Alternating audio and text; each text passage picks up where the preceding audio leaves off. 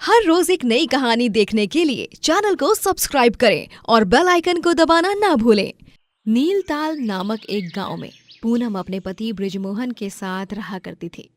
पूनम और बृजमोहन के 2 बच्चे भी होते हैं, जिनके नाम महक और कैरव होते हैं।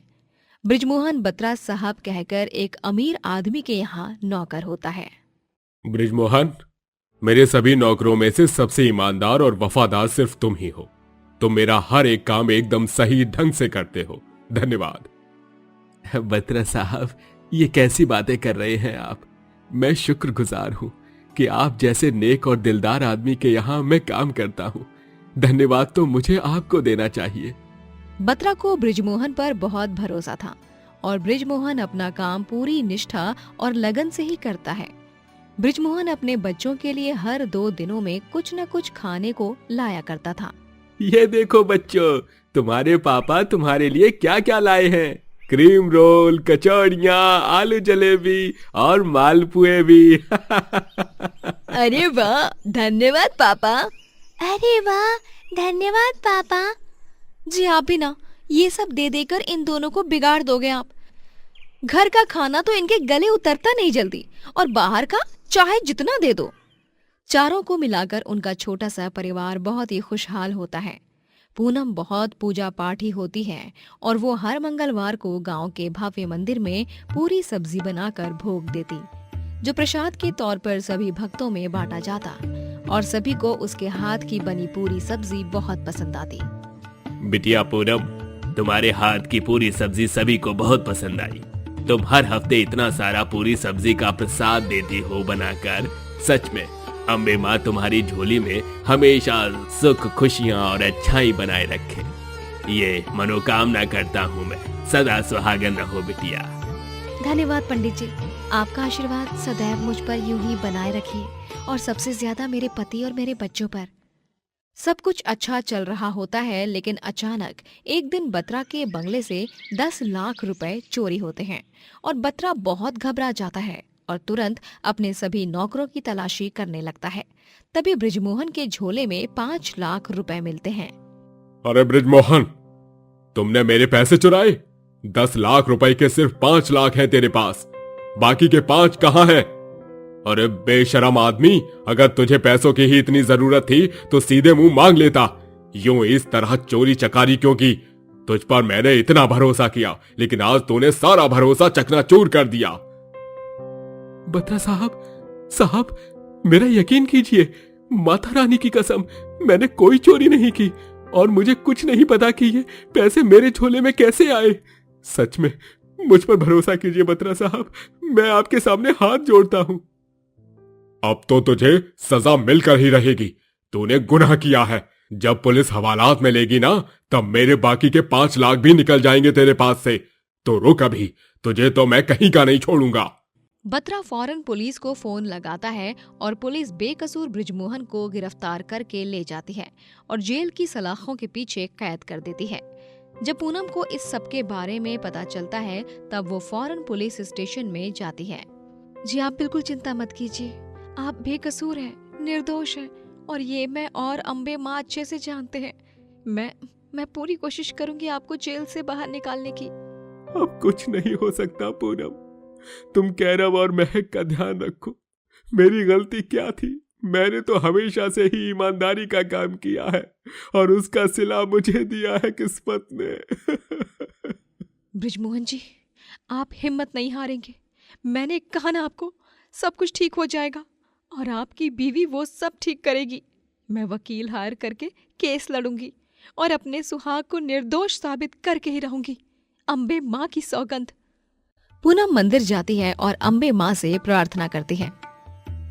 अम्बे माँ, मैं और आप ये बखूबी जानते हैं कि बृजमोहन जी ऐसी गलती और ऐसा घटिया घिनौना गुनाह कभी नहीं करेंगे। मुझे अपने पति को निर्दोष साबित करने में आपकी मदद चाहिए अम्बे माँ। अम्बे माँ, आपको मेरा साथ देना होगा। पूनम लॉयर हायर करने जाती है और तभी वहां जाने से पहले उसके दिमाग में ये ख्याल आता है कि हे अम्बे माँ, मैंने तो ये सोचा ही नहीं कि वकील को हायर करने के खातिर मुझे उसकी फीस के पैसों का भी इंतजाम करना होगा, और अगर केस की अगली सुनवाई हुई तो तब तो और भी ज्यादा पैसों की जरूरत पड़ेगी, और ना मेरे पास घर है ना पैसे हैं। इतने पैसे कहाँ से लाऊं जिनसे मैं वकील के पैसे इकट्ठा कर पाऊं। तभी वहां पर महक और कैरव अपने छोटे छोटे गुल्लक लेकर आते हैं और बड़ी ही मासूमियत से कहते हैं, माँ ये लो, ये मेरा गुल्लक है। और ये मेरा। आप हम दोनों के गुल्लक से पैसे निकाल लो और पापा को जेल से बाहर ले आओ। हमें पता है पापा को पुलिस अंकल पकड़ कर ले गए हैं, जबकि वो तो निर्दोष हैं। हमारे पापा कभी भी कोई चोरी वोरी नहीं करेंगे, ये हमें बहुत अच्छे से पता है, क्योंकि वो हमारे पापा हैं। अपने बच्चों की बातें सुनकर पूनम भावुक हो जाती है और वो उन दोनों को अपने गले से लगाती है। मेरे बच्चे, तुम्हारे पापा को कुछ नहीं होगा, और देखना वो जल्द से जल्द हमारे साथ होंगे। पूनम पैसे जुटाने के लिए बहुत चिंतित होती है। वो कई सारे लोगों से पैसे की मदद मांगती है, लेकिन कोई भी उसकी मदद नहीं करता। वो चिंताग्रस्त होकर एक पेड़ की छाया में बैठती है और तभी उसे एक विचार आता है, क्यों ना मैं एक पूरी सब्जी का ठेला शुरू कर दूं। हर मंगलवार को तो मैं देती ही हूँ मंदिर में जाके प्रसाद, और अम्बे माँ की कृपा से मरते दम तक दूंगी, लेकिन उसके अलावा भी मैं पूरी सब्जी को बेचकर पैसे कमा सकती हूँ, और फिर वकील को पैसे देकर मैं ब्रिजमोहन जी को बचाने की केस की शुरुआत तो कर ही सकती हूँ ना। हाँ, ये सही रहेगा। पूनम पूरी सब्जी का ठेला लगाती है और थोड़ी ही देर में उसके ठेले के पास ग्राहकों की भीड़ जम जाती है और सभी पूनम के हाथ की बनी पूरी सब्जी बड़े ही चाव के साथ खाते हैं। आय हाय हाय हाय, लाजवाब, एकदम लाजवाब बनी है पूरी सब्जी। पूनम बहन, तुम्हारे हाथ में तो जादू है, जादू। साक्षात माँ अन्नपूर्णा का आशीर्वाद है तुम पर। धन्यवाद। मुझे तो और दो, हाँ 2 प्लेट और पूरी सब्जी खानी है। मेरा पेट तो भर चुका है, लेकिन मन ही नहीं भर रहा यार। इतनी स्वादिष्ट है ये पूरी सब्जी। आहा। जी जी, ये लीजिए, पेट भर कर खाइए। इस तरह पूनम अपनी पूरी सब्जी ठेले के जरिए बहुत सारे पैसे कमाती है और एक हफ्ते के अंदर वो लॉयर को हायर कर लेती है। कोर्ट में पेशी होती है। अदालत की कार्रवाई शुरू की जाए। तभी बत्रा का लॉयर उठ जाता है और कहता है, योर ऑनर, माफी चाहता हूं, लेकिन मिस्टर बत्रा अभी तक कोर्ट में नहीं आए हैं। उनकी मौजूदगी के बिना। उतने में बत्रा वहां आ जाता है और वो कटघरे में खड़े बृजमोहन को जाकर गले लगाता है। सभी ये दृश्य देखकर चौंक जाते हैं। ये सब क्या है मिस्टर बत्रा? भूलिए मत, आपके पैसों का चुराने वाला चोर यही है, बृजमोहन पांडे। नहीं, बृजमोहन बेगुनाह है। ये लीजिए, इस पेन ड्राइव में सारा सच कैद है। देख लीजिए, ये उस कैमरे की फुटेज है जो मेरे रूम के एकदम खुफिया कोने में लगाया गया है, जो जल्दी किसी को नजर भी नहीं आता। और जब मैंने सीसीटीवी फुटेज चेक किया, तब जाकर मुझे सच पता चला। लॉयर और जज उस पेन ड्राइव को कनेक्ट करके कैमरा फुटेज देखते हैं, जिसमें दिखता है कि चोरी तो दूसरे नौकर लखन ने की है और लखन ने 5 लाख ले लिए और बाकी के 5 लाख बृजमोहन के झोले में डाल दिए ताकि शक की सुई उस पर ही जाए। इन सब के बाद कोर्ट इस केस को खत्म और खारिज कर देती है और लखन को गिरफ्तार किया जाता है। मुझे माफ कर दो बृजमोहन, मैंने तुम्हें न जाने क्या क्या कह दिया। मेरे कारण तुम्हें जेल में 1 हफ्ते तक रहना पड़ा, जबकि तुम तो सच्चे और अच्छे हो। दुनिया में तुम जैसा कोई नहीं है। सच्ची ईमानदारी तो आपने दिखाई है बत्रा साहब, आखिरी वक्त पर आकर सच को सबके सामने लाने की। आखिर माँ अम्बे ने सब कुछ ठीक कर दिया। जय माँ अम्बे। बत्रा और बृजमोहन दोनों फिर से काम करने लगते हैं और पूनम भी अपने पूरी सब्जी के ठेले को चलाती है और खूब प्रगति करती है। अमृता की शादी रंजन से होती है। अमृता के ससुराल वाले बहुत अंधविश्वासी होते हैं और वो लड़का लड़की में भी बहुत भेदभाव किया करते हैं। ससुराल में सास कावेरी और ससुर ओम प्रकाश होते हैं। एक दिन की बात है।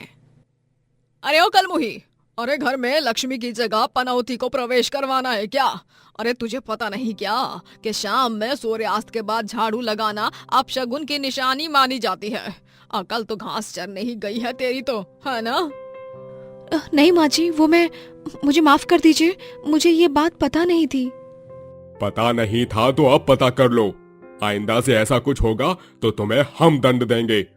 इस घर की बहू हो तो इस घर के नियम कानून कायदे तुम्हें भली भांति पता होने चाहिए, समझी? जी पापा जी। अमृता के ससुराल वाले थोड़े सख्त दिल किस्म के होते हैं। पति रंजन भी अमृता से ज्यादा वास्ता नहीं रखता। अमृता बहुत अच्छा खाना बनाती और जब भी कोई उसके हाथ का खाना खाता अपनी उंगलियां चाटते रह जाता। लेकिन सबसे अधिक स्वादिष्ट अमृता जलेबियां बनाती। वाह वाह, क्या स्वाद है इन जलेबियों का। अमृता बहू, तू चाशनी में क्या जादू मिलाती है जो ये तेरे हाथ की बनी जलेबियां इतनी लजीज बनती हैं। आहा। हाँ अमृता बहू, मैंने अपने जीवन में कभी इतनी अच्छी इमरती नहीं खाई। अमृता, मैं तो कहता हूं कि तुम्हें ना अपना आलू जलेबी बेचने का बिजनेस शुरू कर देना चाहिए। क्यों माँ, सही कह रहा हूं ना मैं? चुप रह। हमारे खानदान में लड़कियां हमेशा लड़कों से एक कदम पीछे रहती हैं और बीवियों को बस अपनी घर गृहस्थी संभालनी चाहिए, बाकी का काम काज संभालने के लिए पति हैं। कुछ दिनों बाद अमृता गर्भवती हो जाती है और इसी खुशी में कावेरी पूरे मोहल्ले में लड्डू बांटती है। अमृता बहू, रंजन बेटा, मैं तुम्हें बता नहीं सकती कि मैं कितनी खुश हूँ। आखिरकार मैं दादी जो बनने जा रही हूँ। मैंने पूरे मोहल्ले में जाकर लड्डू बांटे हैं। हाँ, वो भी इस खुशी में कि अब मेरे भी घर पोता होने वाला है। हाँ, और मैंने तो अपने पोते का नाम भी सोच लिया है। लेकिन माँ जी, पोता ही क्यों? अगर पोती हुई तो? नहीं अमृता, हमें तो लड़का ही चाहिए।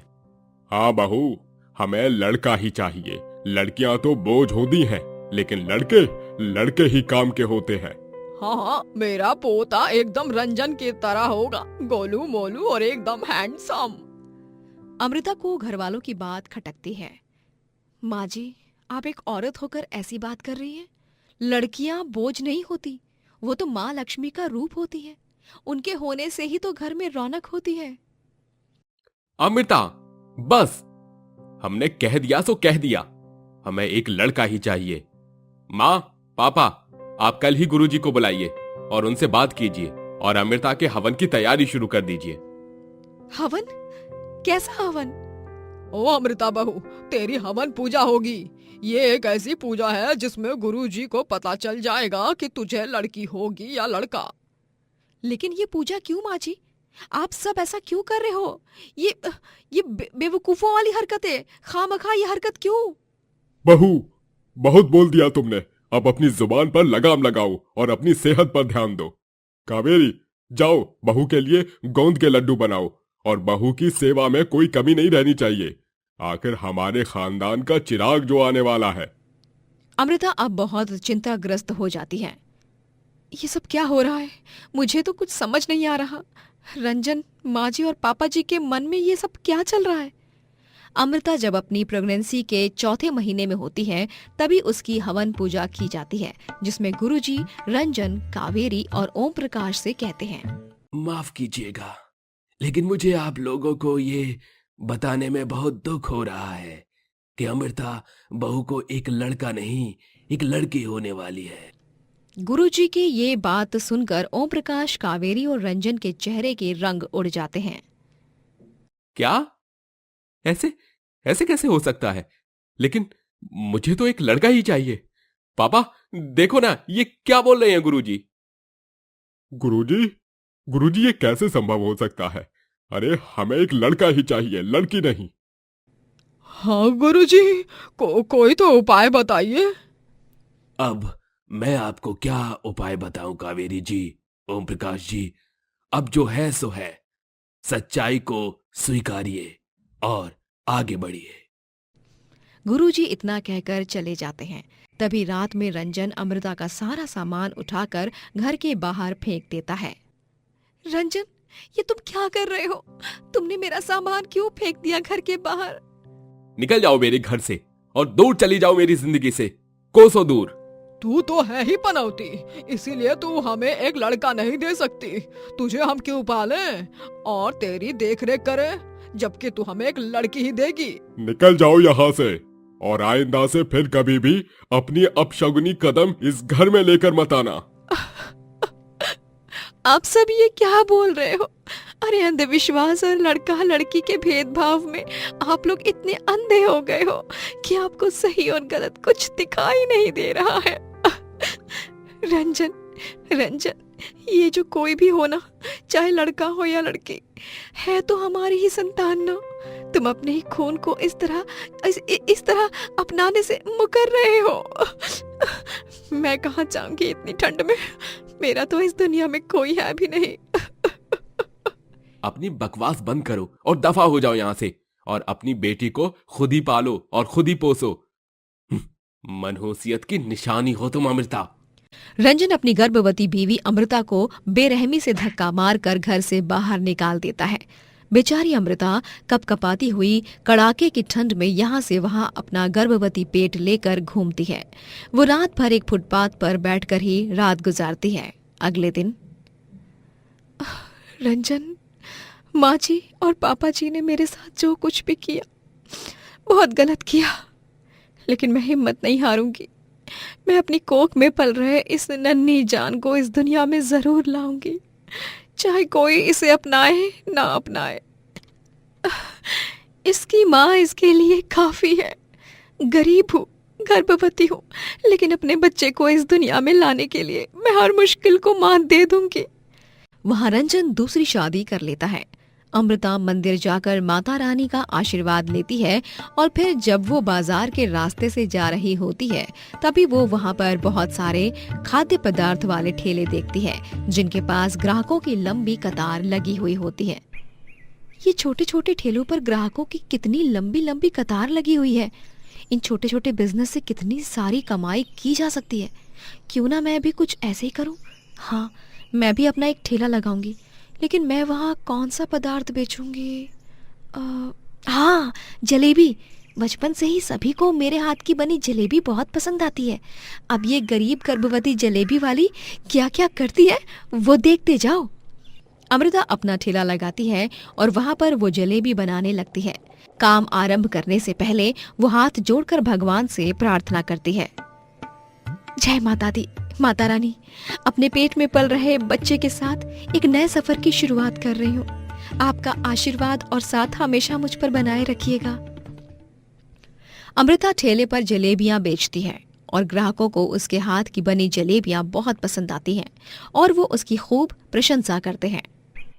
अरे वाह, इतनी अच्छी जलेबी तो हमने गांव के नंबर 1 हलवाई महाराज देव प्रसाद के यहाँ भी नहीं खाई। अरे अमृता जी, मुझे और 1 प्लेट जलेबी दे दो, और मुझे 2 प्लेट आलू जलेबी और इमरती भी पैक करके दे देना। जी ठीक है, अभी देती हूँ। रंजन की दूसरी बीवी भी गर्भवती हो जाती है। अमृता खूब परिश्रम करती है और ढेर सारे पैसे कमाने लगती है और 9 महीने पूरे होने पर एक सुंदर सी फूल सी बेटी को जन्म देती है। वहीं रंजन की दूसरी बीवी भी एक लड़के को जन्म दे देती है उसके 9 महीने पूरे होने पर। बहुत साल बाद जब रंजन और अमृता के बेटा बेटी बड़े हो जाते हैं, रंजन को उसका बेटा घर से बाहर निकाल देता है। गट्टू बेटा, तू मुझे घर के बाहर क्यों निकाल रहा है? मैं कहाँ जाऊंगा अब 50 साल की उम्र में? दादा दादी भी इस दुनिया से चले गए और आपकी सारी जायदाद भी मेरी और मम्मी की हो गई है, इसलिए अब हमें आपकी कोई जरूरत नहीं है। वहीं अमृता की बेटी कनिका अब एक अफसर बनने गई होती है। रंजन अमृता के पास आकर माफी मांगता है, लेकिन तभी ये लीजिए कुछ पैसे रंजन जी, और चले जाइए यहाँ से। मैं आपको मेरी माँ से मिलने नहीं दूंगी। आप जैसे बुरे पिता को तो यही सजा मिलनी चाहिए। आइंदा से अपनी शक्ल भी कभी मत दिखाइएगा। जाइए यहाँ से। रंजन अब बुरी तरह पछताता है और कनिका अपनी बूढ़ी माँ अमृता को बहुत अच्छे से संभालती है। अद्वैत एक अमीर घराने का बेटा था। उनके खानदान की टेक्सटाइल कंपनी पूरे शहर में मशहूर थी। वो अपनी माँ इरावती और पिता जितेंद्र के साथ रहा करता था। एक रोज अचानक से इरावती और जितेंद्र देखते हैं कि अद्वैत एक गांव की लड़की रज्जो के साथ शादी करके बंगले की चौखट पर आया है। दोनों के गले में वरमाला थी। अद्वैत बेटा, तुझे ये गांव की गंवार लड़की ही मिली थी क्या शादी करने के लिए? इतनी सारी लड़कियां हैं, पूरे शहर की लड़कियां तुझ पर मरती हैं। अरे और नहीं तो क्या, कहाँ तू एक बड़ा बिजनेस टाइकून और कहाँ ये गांव की देसी देहाती लड़की। मॉम, डैड, आप प्लीज इसे ऐसा मत कहिए। इसका नाम रज्जू है, ये मेरी वाइफ है अभी। रज्जू और मैं, हम दोनों भी एक दूसरे से बहुत प्यार करते हैं। हमारी कंपनी के काम के सिलसिले में मैं इनके गांव चिरौली गया था और वहां की 1 महीने की बिजनेस ट्रिप में मुझे और रज्जू को एक दूसरे से प्यार हो गया। प्लीज हम दोनों के रिश्ते को एक्सेप्ट कर लीजिए। कभी नहीं, ऐसा कभी नहीं होगा ना, हरगिज नहीं होगा। न जाने कौन से खेत से उठाकर लाया है तू इस कलमुही को। इसके बदन से कितनी गंदी तेल की बू आ रही है। छी, इतने बड़े रईस खानदान की बहू और वो भी ये अनपढ़ गवार। तभी रज्जो बोलती है, गवार नहीं सासू माँ, हम पढ़े लिखे हैं। हम जानत हैं कि जौन कदम हम दोनों लोगन ने उठाया है ऊके कारण आप दोनों को बहुत ठेस पहुंच रही, लेकिन हमका माफ करते।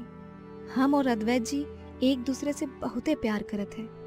अरे चलो इरावती, ये फालतू का तमाशा हम और नहीं देख सकते। जितेंद्र और इरावती दोनों ही अपने कमरे में चले जाते हैं और बेचारी रज्जो रोने लगती है। देखा अद्वैत जी, हम तुमसे कहत रहे कि ई शादी से तोहार माई बापू को बहुत बुरा लागल है, और देखो वही हुआ। हमका माफ कर दो अद्वैत जी, हमका माफ कर दो। रज्जू, तुम्हें माफी मांगने की कोई भी जरूरत नहीं है। तुमने और मैंने कुछ गलत नहीं किया है। प्यार करना कोई गुनाह थोड़ी होता है। हमारा प्यार पवित्र है, हमारी ताकत है। अगले दिन रज्जो अपनी पहली रसोई बनाती है, जिसमें वो सारा देसी खाना ही बनाती है, और उस देसी खाने को देख इरावती और जितेंद्र बहुत गुस्सा हो जाते हैं। अरे बाप रे, इतना सारा ऑयली खाना! अरे इतने तेल की मिलावट करके हमारी जान लेने का इरादा है क्या तुम्हारा? और ये सब क्या है? समोसे, कचौड़ियाँ, जलेबी, ये सब देसी खाना क्यों बनाया है इस नॉनसेंस ने? घर के सारे नौकर चाकर क्या घोड़े बेच के सो रहे हैं?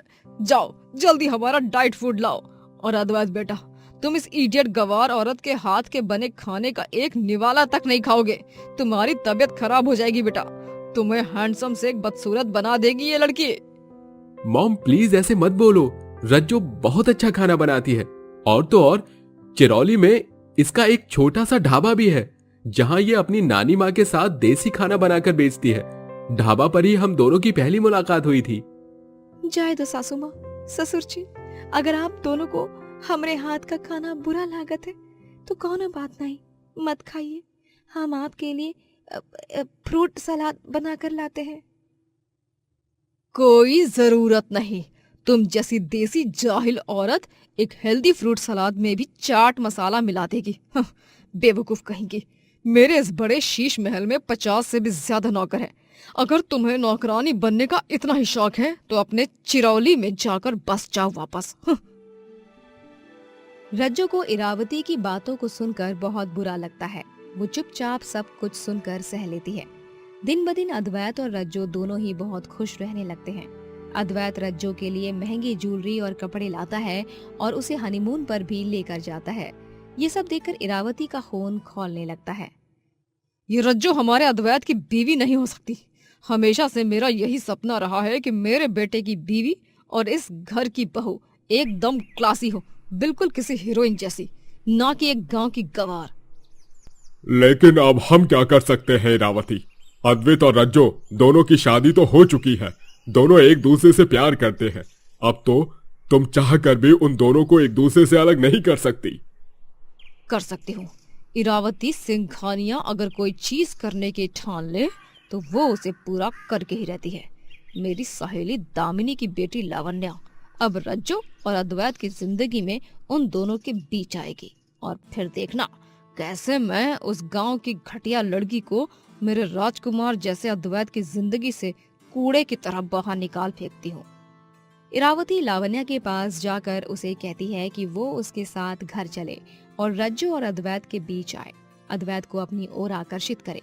लावण्या इस बात पर कहती है, ओके इरावती आंटी, आप बेफिक्र रहिए, मैं अद्वैत को चुंबक की तरह खुद से चिपका लूंगी। आप बस अब ये समझो कि आपके जीवन से रज्जो नाम की बला अब टलने वाली है। हाय, तू कितनी अच्छी है लावण्या बिटिया। इरावती लावण्या को घर लाती है और फिर अद्वैत और रज्जो से कहती है, मॉम, ये कौन है?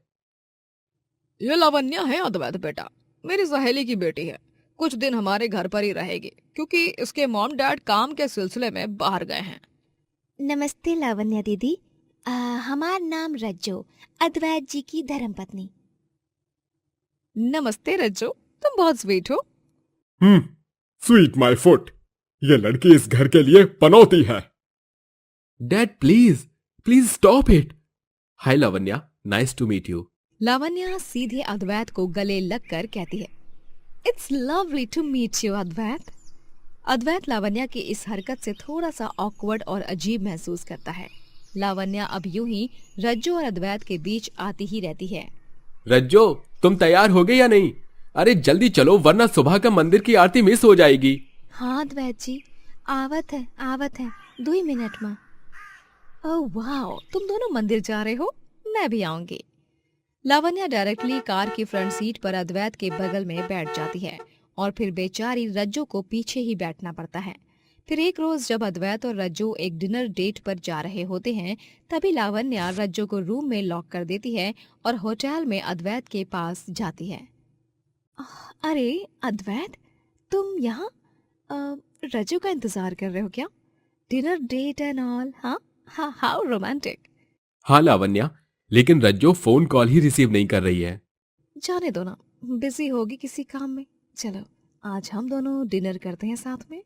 लेकिन लावण्या। अद्वैत कम ऑन यार। लावण्या अद्वैत की गोदी में जाकर बैठ जाती है और उसे अपनी ओर आकर्षित करने की कोशिश करती है। इरावती लावण्या के काम से बहुत खुश होती है। बहुत खूब लावण्या, इसी तरह रज्जो और अद्वैत के बीच आ जा, दरार बनकर, और फिर तुझे मेरी बहू बनने से कोई भी नहीं रोक पाएगा। इरावती वहां से चली जाती है। तभी लावण्या कहती है, बेचारी इरावती आंटी, इन्हें तो पता ही नहीं कि जिस लावण्या पर भरोसा करके वो उसे घर लाई हैं, वो तो असल में लुटेरी है। बस अब कल का दिन, उसके बाद मैं इस अमीर परिवार का सारा पैसा चुरा कर यहाँ से भाग जाऊंगी। लावण्या अगले दिन घर में बॉम्ब प्लांट करती है और सारा पैसा चुरा कर भाग जाती है। वहीं रज्जो जब बाजार से घर पर लौटती है, तभी बंगले को जलता हुआ देख उसके पैरों तले जमीन खिसक जाती है। नहीं, सासू माँ, ससुर जी, अद्वैत जी। रज्जो फौरन घर के अंदर भागती है और पाइप के पानी से आग बुझाकर बेहोश पड़े अद्वैत, इरावती और जितेंद्र को हॉस्पिटल ले जाती है। डॉक्टर उनके इलाज के लिए पूरे 50,000 रुपए मांगते हैं। हे गंगा मैया, ओ लावण्या तो सब कुछ लूट कर भाग गई। अब हम कहाँ से पैसा लाएं? सासू माँ, ससुर जी और अद्वैत जी की जान को हमें कौनो भी हाल में बचाए के पड़ी। अब हमें फिर से उ गाँव की रज्जो बने के पड़ी। अपन ससुराल और अपन सुहाग की जान बचाए के खातिर ये देसी बहू अब अपन देसी ढाबा खोलेगी। रज्जो स्टेशन के बाहर अपना छोटा सा ढाबा खोलती है और वहां पर देसी फूड आइटम्स बनाकर बेचती है। वो यूं ही 5 दिन तक ढाबा चलाती है और खूब पैसे कमाती है। उसे बड़े बड़े रेस्टोरेंट से भी ऑर्डर्स आते हैं। अरे बोले तो गजब का देसी खाना बनाती हैं आप। हमारे रेस्टोरेंट के सभी कस्टमर्स तो बस खाने के दीवाने हो गए थे। अरे सच में, मेरे पूरे परिवार को भी इस ढाबे का सारा खाना पसंद है। आप कमाल हो रज्जो जी। थैंक यू जी, थैंक यू। और इस तरह रज्जो पैसे कमाकर अद्वैत, इरावती और जितेंद्र की जान बचाती है और 5 दिन के पूरे हॉस्पिटल ट्रीटमेंट का बिल भरती है। इस हादसे के बाद इरावती और जितेंद्र को अपनी गलतियों का एहसास होता है और वो रज्जो से माफी मांगकर उसे अपने घर की बहू के तौर पर स्वीकार कर लेती है। रज्जो, जो काम उस रात मुझे कर देना चाहिए था, आज मैं उसे पूरा करूंगी। आज तुम इस घर में बहू की तरह गृह प्रवेश करोगी। आओ। धन्यवाद सासू माँ। और इस तरह रज्जो गृह प्रवेश करती है। पूरा परिवार खुशी से एक साथ रहता है और रज्जो अपने देसी ढाबे को भी संभालती है। नयनपुर कहकर एक गांव में रश्मि अपनी बहन आरुषि के साथ रहा करती थी।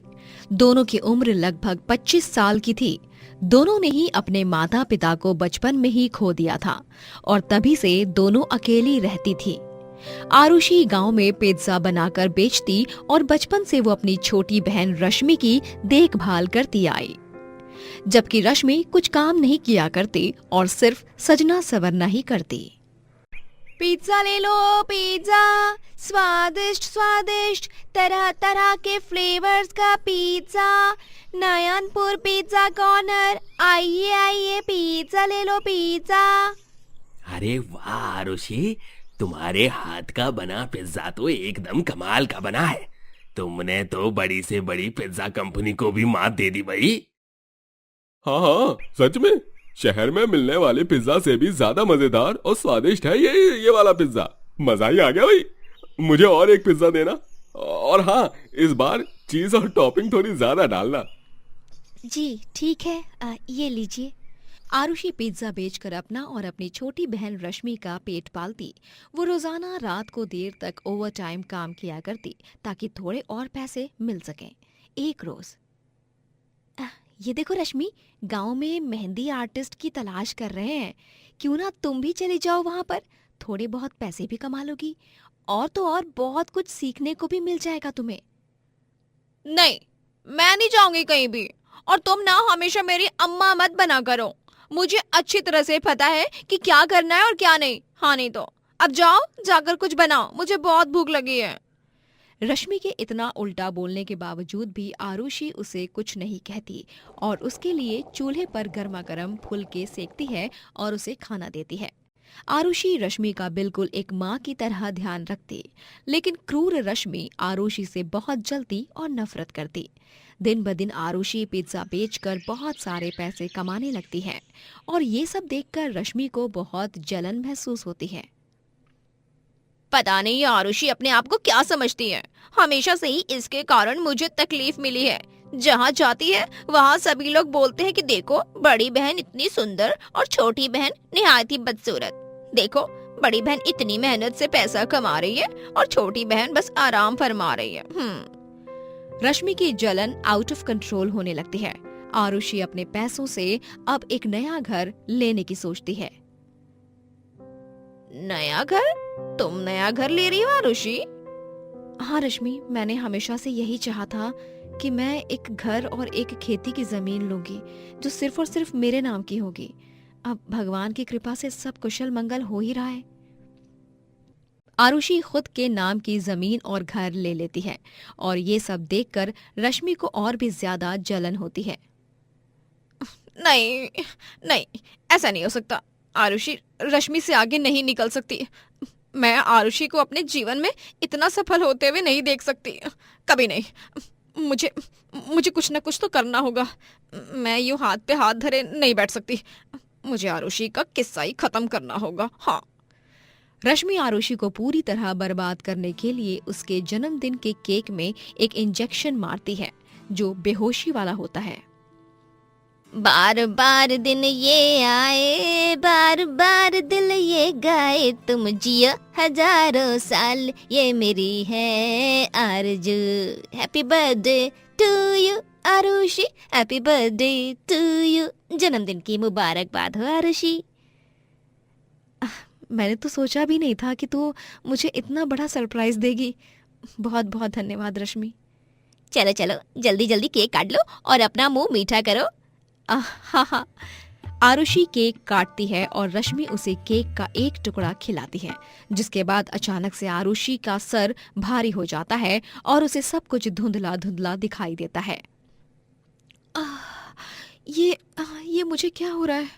मेरा सर चकरा रहा है रश्मि। रश्मि। इतना कहकर आरुषि वहीं पर बेहोश हो जाती है और तभी रश्मि उसे उठाकर एक ट्रक में डाल देती है और वो उस ट्रक ड्राइवर को पैसे देकर कहती है, ओए घोंचू, ये ले तेरे पैसे, और हाँ ध्यान रहे इसे शहर में फेंकना है, ठीक है ना? और ऐसी जगह फेंकना है कि किसी को पता ना चले, समझ गया ना तू? अरे मैडम, आप आंख बंद करके हम पर भरोसा कीजिए। हम आपका काम एकदम सही तरह से कर देंगे, टेंशन मत लीजिए। तो फिर टेंशन में मैं नहीं तुम आ जाओगे, क्योंकि तब मैं तुम्हें छोड़ूंगी नहीं। हाँ। रश्मि वहां से चली जाती है और बेचारी बेहोश आरुषि उस ट्रक में बैठकर सीधे शहर पहुंचती है। शहर पहुंचते ही ट्रक में बैठा ट्रक ड्राइवर सोच में पड़ जाता है। अरे यार, अब मैं क्या करूं? शहर तो पहुंच गया मैं, लेकिन अब इस लड़की को फेंकू कहाँ? शहर में तो हर जगह कोई ना कोई रहता ही है। ऐसे में अगर किसी ने मुझे देख लिया तो बेवजह लेने के देने पड़ जाएंगे। आइडिया, उस पास की नदी में फेंकता हूं इसे। वहां कोई नहीं नजर आ रहा है, बहुत सुनसान एरिया लग रहा है वो तो। वो मूर्ख ट्रक ड्राइवर आरुषि को उस नदी में फेंक देता है और तभी रश्मि उसे कॉल करती है। क्या खबर है? फेंक दिया कि नहीं उस बेवकूफ को? जी मैडम, और फेंकना भी ऐसी जगह है जिस नदी में ढेर सारी खतरनाक पानी के अंदर रहने वाले जीव हों। लिख के ले लो, पक्का मगरमच्छ का ही भोजन बनेगी आपकी बहनिया। Very good.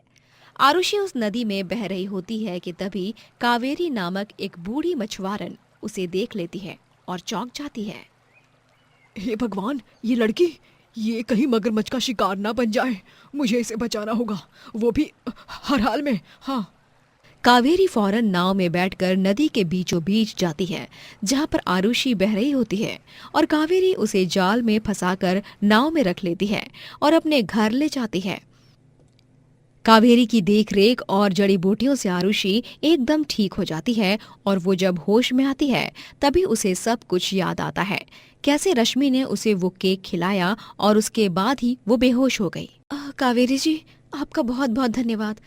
आपने एक माँ की तरह मेरी देखभाल की और तो और सबसे महत्वपूर्ण बात तो ये है कि आपने मेरी जान बचाई, अपनी जान की परवाह किए बिना।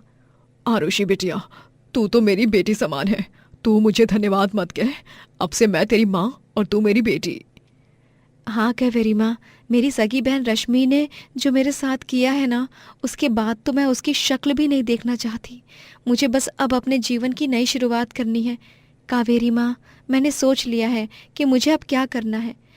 मैं अब शहर में ही अपना पिज़्ज़ा स्टॉल खोलूंगी और अब यहाँ शहर में रहकर ही अपना जीवन यापन भी करूंगी। ये हुई ना बात आरुषि बिटिया, तू जो भी करेगी उसमें मैं तेरा साथ अवश्य दूंगी। मेरा आशीर्वाद हमेशा तेरे साथ है बिटिया। आरुषि अब शहर में ही अपना एक नया पिज़्ज़ा स्टॉल खोलती है और शहर के लोगों को भी उसका पिज़्ज़ा बहुत पसंद आता है। अरे वाह यार, ये पिज्जा तो बड़े से बड़े पिज्जा शॉप में मिलने वाले पिज्जा से भी बहुत टेस्टी है। मैं तो आपके पिज्जा स्टॉल का फैन बन गया भैया। हाँ जी, बहुत ही बढ़िया पिज्जा बना है और ये पनीर पिज्जा तो और भी स्वादिष्ट है। मैं तो आपका वीडियो रिकॉर्ड करूंगा और आपका इंटरव्यू लेना चाहूंगा आरुषि जी। आपका बहुत बहुत शुक्रिया। आरुषि का पिज्जा ढाबा पूरे शहर में बहुत मशहूर हो जाता है और उसे बड़े बड़े पिज्जा कंपनीज भी हायर करते हैं और वो पिज्जा मेकिंग कंपटीशन में जीतकर भी कई सारे पैसे कमाने लगती है और इस तरह वो पैसे जुटाकर अपना खुद का पिज्जा शॉप खोलती है जो इंटरनेट पर बहुत फेमस हो जाता है। और आरुषि को शहर जाने के बाद सफल होते देख रश्मि को भी बहुत पछतावा और गुस्सा आता है। ओह नो, मैंने गलती कर दी उस आरुषि को शहर में भेजकर। बर्बाद होने की जगह वो तो आबाद हो गई। रश्मि सारी उम्र पछताती रहती है और गरीब पिज्जा वाली आरुषि ऊंचाइयों की इमारत छूती है। दोस्तों, अगर आपको ये कहानी पसंद आई तो लाइक करें, शेयर करें और कमेंट करके बताएं कि कहानी में आपको सबसे अच्छा क्या लगा।